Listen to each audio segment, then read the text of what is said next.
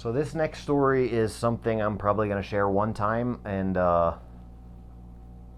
it's extremely gruesome. All right, if you guys don't want to hear a gruesome story, then tune out. Hey guys, Greg here, Bone Tactical. This is part 2 of how to deal with gangs and extreme violence, how to deal with areas where rule of law has been lost, or just how to deal with criminal organizations because they exist everywhere. We talked in the first episode about how they are prevalent in America, how Latin American gangs like MS-13 started in California prison system. I told a couple stories. I talked about and referenced how they always start with extortion, how it's not about being a tough guy or a sheepdog, having your gun ready, being prepared at all times, because they're not just going to attack you like that. They're much more intelligent. I talked about how they use extortion, how they use information, how they get their hooks in, so to speak. So the first thing is about being prepared to combat this is using the principles of the real gray man theory, which I have an entire video playlist on. It's about how you operate on a daily basis so that you're not a target, and then so that if you are a target, that you're a hard target, that you don't have enough value to these people for them to mess with you, or that they don't think that you have enough value. Because prevention is always the best option, especially when we're talking about dealing with violence. If you can avoid the situation, it's much better to avoid being in a violent situation, obviously. But we talked about all that. I told some stories of how they get involved with extortion. I gave examples in the first video of actual situations where the gangs approach individuals, or how they approach individuals to begin their extortion, how they're much more intelligent than what you would think. It's not just random violence, it's all controlled.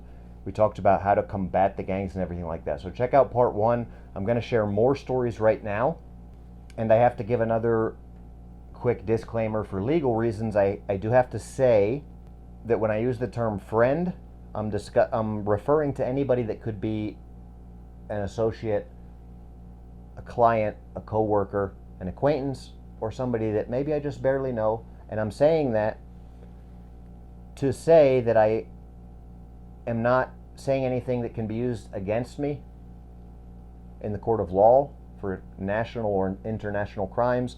I'm not admitting to any illegal activities. I'm simply sharing these stories to help others. For those of you that have worked with me in the past, rest assured, I'm not sharing names or details or places, nothing that can be used against you.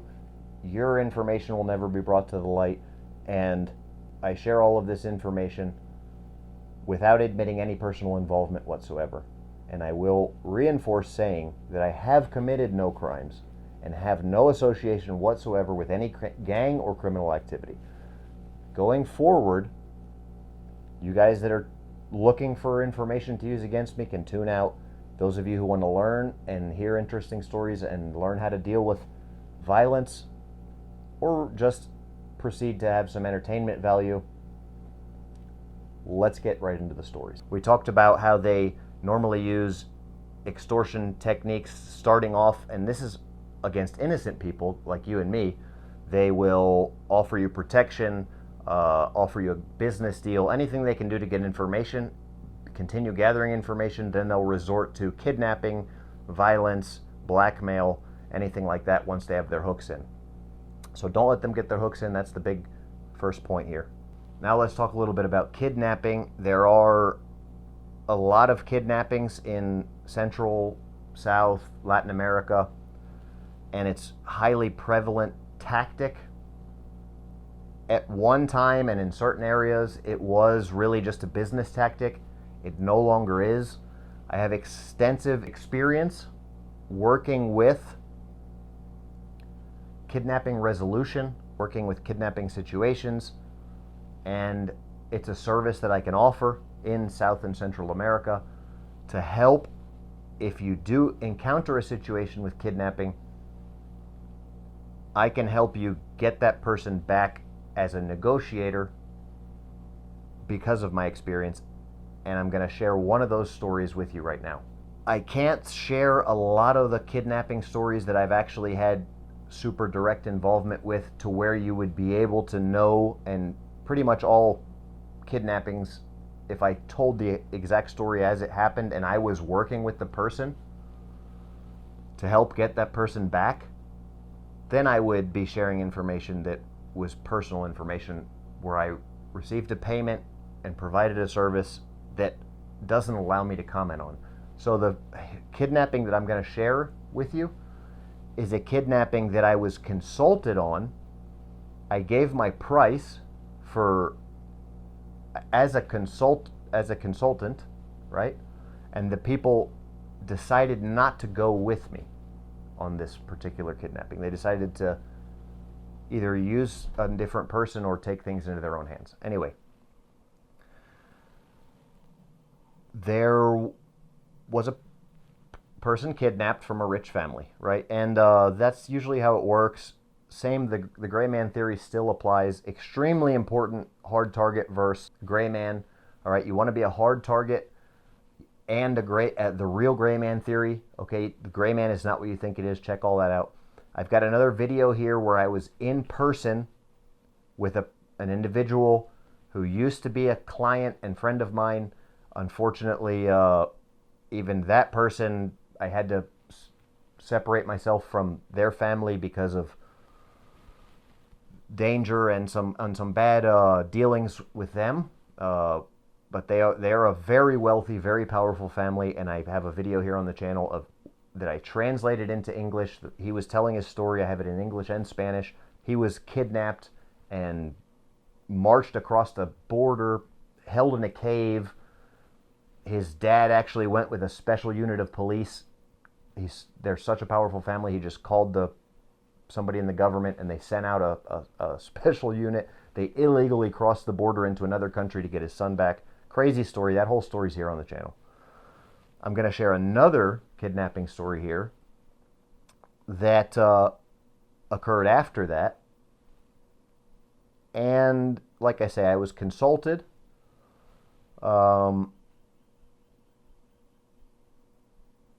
the people chose not to go with me. So I was consulted on the subject. I was asked, hey, we heard about you. We know that you're the best in the area at this particular thing. We've had these reports that you were able to successfully negotiate and get these people back from these different situations. Can you help us? I said, absolutely. I said, the first thing, don't give in to any demands. Don't answer the phone. Build a layer of insulation. Don't talk to these people. Don't give in to their timeline demands. Absolutely do not let them contact you. Let me take it from here. And proof of life along the way, every second of every step of the way, every day. You need a video, or really a video with a daily newspaper showing that person's alive and healthy, cognizant. Okay, so really just broke down for them, gave them a lot of information. I probably gave them too much information because they thought from that point that they could do it on their own, and they chose not to go with me. The reason that they were selected most likely was because they were a very wealthy family, but they were on a balance between being wealthy and powerful that the gang thought that it was beneficial, that it was worth the risk. So these gangs were always calculating.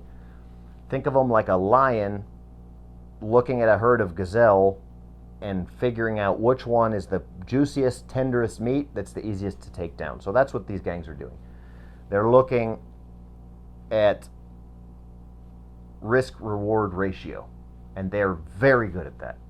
If they think they can get away with it, if they think you have liquidity, if they have some sort of a blackmail against you, if they think that you can't go to the police, these are all things. If the police force is ineffective in the area, which it is in almost every Latin American country, they're going to target you, right? They're going to look at how easy it is to kidnap you or somebody you love versus how much money you have, how much actual cash you have or liquidity, and then how much power you have to fight against them, all that kind of stuff, how protected the person is, what their abilities are.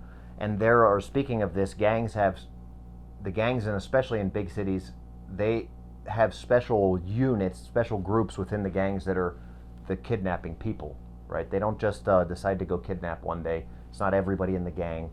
And a lot of times, what I've seen is that there's gangs that are not actually associated with MS-13 or Calle 18, whatever the main gang is, American Mafia, Crips, Bloods, doesn't matter. A lot of the time, not most of the time, a lot of the time these gangs will subcontract to a group of gang members, and all throughout Latin America there's mini gangs, micro gangs, that specialize specifically in kidnapping.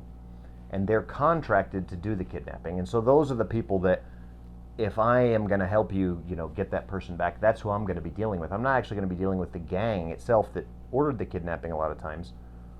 And then we have to analyze, if it was a kidnapping ordered by a gang, are they really just going to kill you anyway? Because back in the day, it used to be a business prospect that you'd pay a certain amount and you'd always get the person back. It's not like that anymore. It's extremely much more complicated now and much more dangerous. And the chances of getting the person back alive now are very slim, because these gangs now know that the way that they get caught is giving that person back. Even with Stockholm Syndrome or whatever it's called, which is it really is true. A person that's kidnapped and stays enough time with the kidnappers, they actually brainwash themselves to think that it's their fault, or they take sides with the kidnapper a lot of times. Very, very often. Crazy. But even with that, when the kidnappers give the person back, they know that their chances of getting caught or found out multiply tremendously. Anyway, these people contacted me. They were like, hey, they're demanding this amount of cash. It's an excessive amount of cash. So I gave them my playbook. I told them this is how I would do it if I was you, but I would highly recommend that you do not contact them anymore at all whatsoever, and you let a professional deal with it. This is my game plan. If I were to be contracted by you, this is my price. It was an exorbitant amount of money that these kidnappers were charging these people. And they basically took my game plan and said, you're charging too much, it's ridiculous, we'll do it ourselves. Okay, I said. If it goes bad, please remember that I'm telling you that I highly recommend that you don't do it yourself. Anyway, they paid an exorbitant amount of money to these kidnappers, and the next day the body of their loved one was found in the street in a garbage bag. In pieces. So that's just a quick example of, what you're dealing with in Latin America. All right, and so kidnapping anymore is extremely dangerous, a big deal, and it's not like it used to be where it's just people looking for a exchange of money, because these guys know that it doesn't stop when they get paid. That now it's not an accepted business practice, and they're going to be hunted. So they are very dangerous people, and they need to be dealt with caution. Again, how do we prevent kidnappings? We prevent kidnappings by not being such a high value target. I'll give another real quick story of an acquaintance of mine, say friend, who is a billionaire with a B, that bought some property, sailed his mega yacht down to an island off the coast down here somewhere close, bought a big resort, started doing a bunch of stuff, really flexing. And I met him and I talked to him and I warned him. I told him, hey,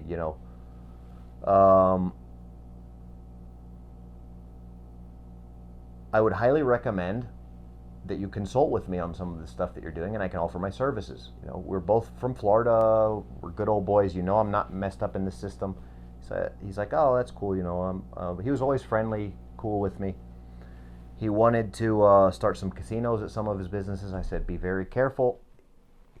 I gave him the contact information. Here's the people that you need to get in touch with to get your permission to have casinos at your places. But be very careful, because it's not a business that you want to get in. I can help you with this. Well, he thought that he could do it on his own. He'd made a bunch of money. intelligent guy. And well, he started doing that, and then started, getting some pictures and threats about, hey, I know where you live, I know, we're gonna take your daughter, this, that, and the other. In fact, the police contacted him and told him, hey, we've got these kidnapping threats against you, and he told me about that, and I said, hey, look, man, the police are 100% in on it in this case. You've got so much money and such a high profile that you're going about this all the wrong way. And he, I would have helped him out, and he would have been much better off hiring me and bringing me in. I could have helped him save his assets and everything and protect him. He hired a couple Navy SEALs, ex-Navy SEALs, and, that was just a terrible decision, bringing these guys into an area that they have absolutely no experience with and no knowledge of what to do in these type situations. And he pretty much had to give up on what he was pursuing because he went the wrong way in this case as well. So he was feeling the pressure of the gangs and had invested. Of course, we had only talked, me and him, as friends. He was never a client or anything. So I can only assume that he had invested maybe between $2 and $20 million. I don't know the extent of his portfolio. But I can guarantee you that he didn't turn a profit and lost a considerable amount of money for not dealing with gangs and organized crime in Latin America the right way. So that's just another quick story. I've got a couple more stories here. Stay tuned. But let me take a second to say that the way that these videos are possible is only through your support and your feedback. I'm not charging anything for this information. Again, this is information that nobody else is sharing, nobody else can share, exclusive stuff here. I really hope that this video will help you, but I'm extremely busy also doing great things, community help, right? Helping educate young people, making the world's most effective edged weapons, self-defense tools, non-permissive environment gear, awesome clothing line of, again, wolf in sheep's clothing type stuff, all hand in hand with the real gray man theory. It's all stuff that I'm doing, and I'm only able to take the time to make these videos that I'm making right now with your help. So please, if you want to hear the next story in the same video I'm going to share, I'm going to keep going with this. Please take the time to stop, pause the video, copy and paste into WhatsApp, a text message, your social media, your Facebook page, whatever. LinkedIn, doesn't matter. And share the video, please. Like it and comment on it. Do all of those things. Pause the video and do that, please, so that I'm not asking you for anything that costs you anything, okay? I'm only asking that I can at least be able to continue making these videos because my time is valuable and there's cost involved with the videos as well. And in order to keep these coming, I need your participation. You don't have to give a cent. You don't have to buy anything from my website.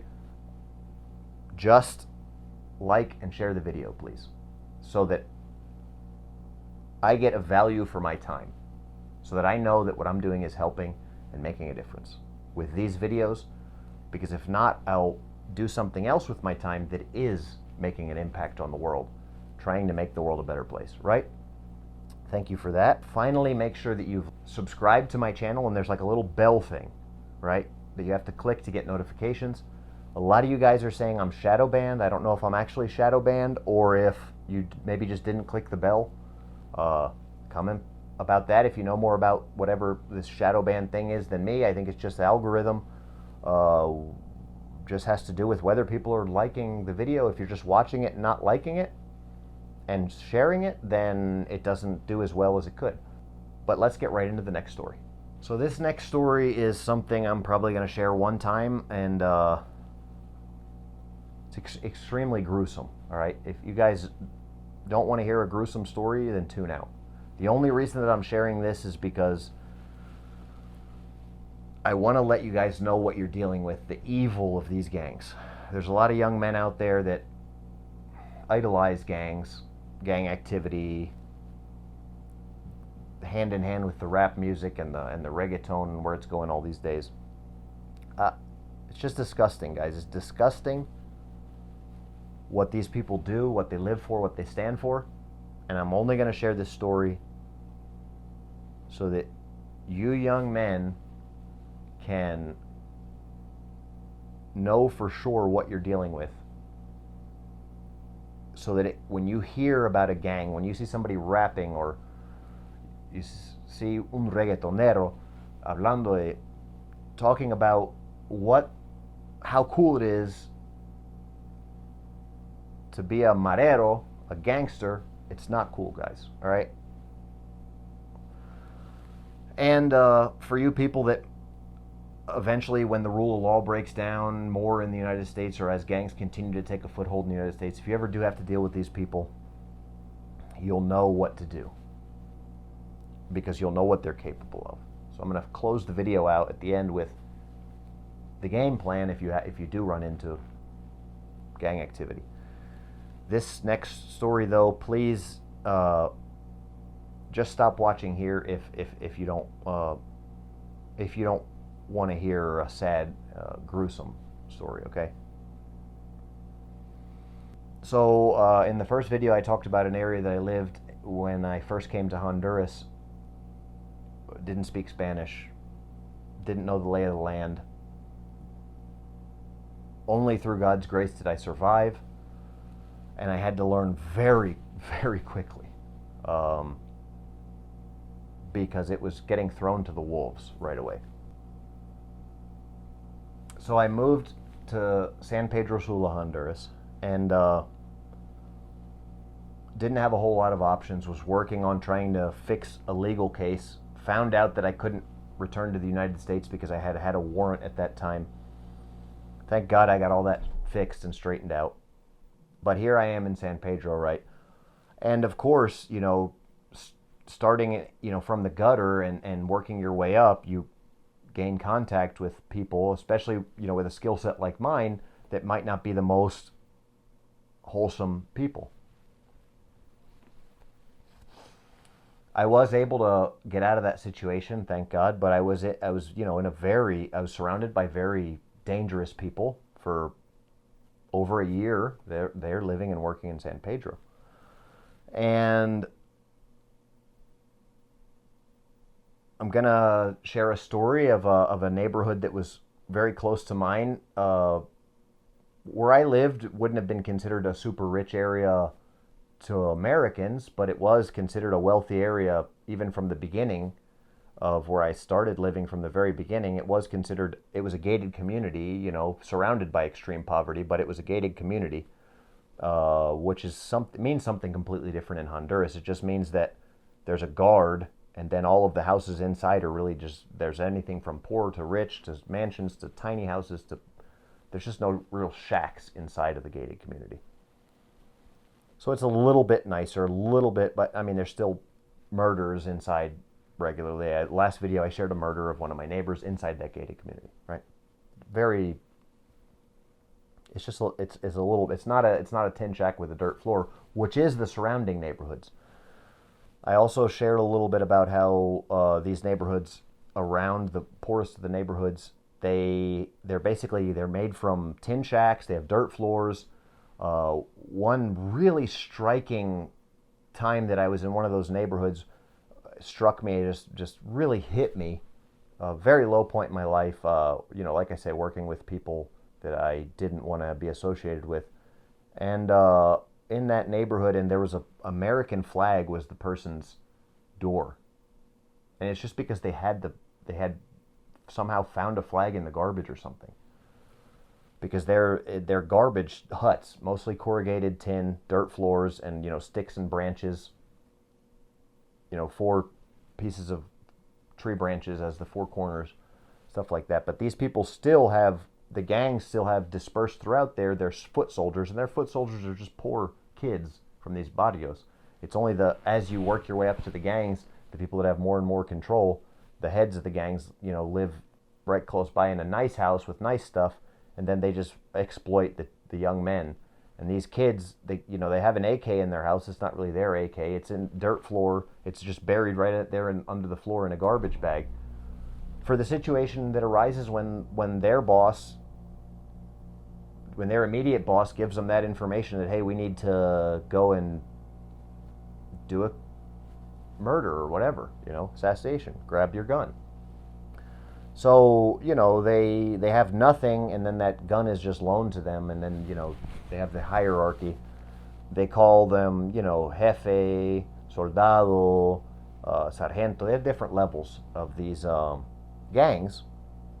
And the young men are just disposable and poor, just very sad. Anyway, in one of these neighborhoods, there was a mid-level boss that was going in and out every day. They charge extortion from all of the tiny local businesses. What they call a war tax, because that's their area. So maybe half the money they make is from drugs. The other half the money they make is from charging extortion from. It's not equal parts, but the two biggest things they're involved in is extorting the local people and selling drugs in their area. And so this mid-level boss goes in, and he checks on his lieutenants, and he checks on his foot soldiers. Basically, he's basically a lieutenant. He checks on his foot soldiers. He checks on different, whatever, how things are going in this neighborhood, collecting what they've collected, the war taxes. He picks that up from them. Just make sure business is going. He goes in and out of this neighborhood. It's his area, and he takes note of a beautiful young lady that lives there. And in the particular case of this particular young lady, she was very beautiful, dedicated young lady. And when I say young, I mean she was very young.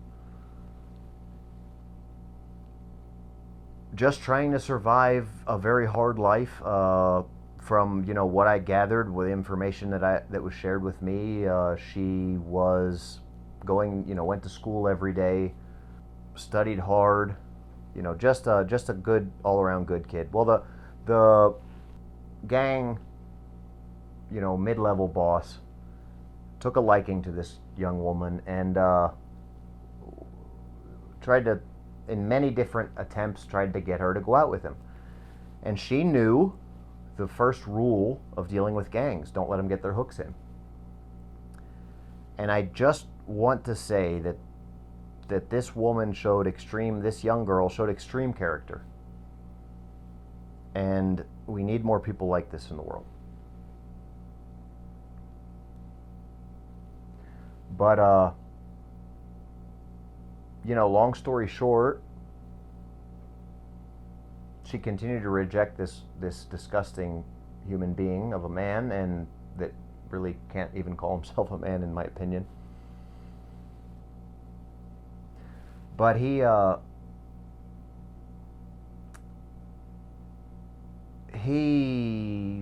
was offended, took offense to being turned down so many times, killed her, decapitated her.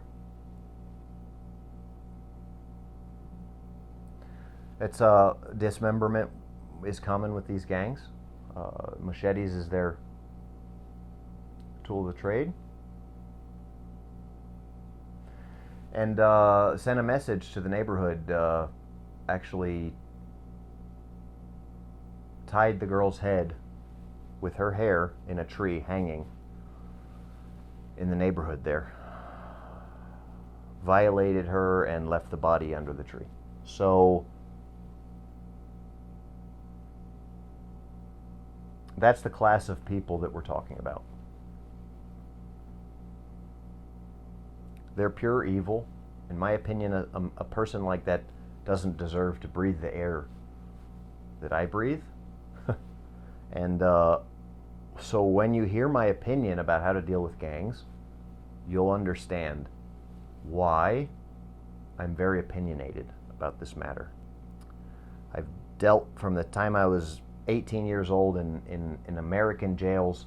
I had assassination attempts from a gang there on my life. You guys can read the court records, read the stories about the times that even when I had a gang try and kill me. And that's why I went to jail. When I was in jail, the same gang, the police thought it would be fun to put me in a unit where the unit was controlled by the gang that had tried to kill me, which was the reason I was in there, for defending myself against them in the first place. Cops thought it would be cool to put me in the same unit, so they tried to kill me again. Didn't go as they thought it was. I got another charge when I was in jail for defending myself again against this gang.